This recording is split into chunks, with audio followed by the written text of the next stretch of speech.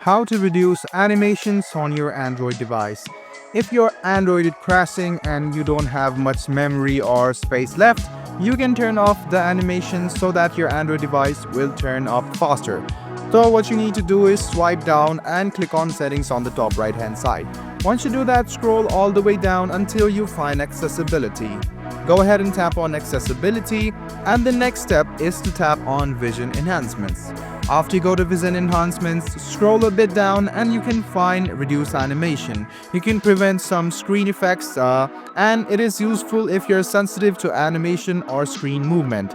So you can just go ahead and tap on it and you will be seeing much lesser animations than before. So guys, this is how easy it is to reduce the animation on your Android device. I hope this video was helpful for you.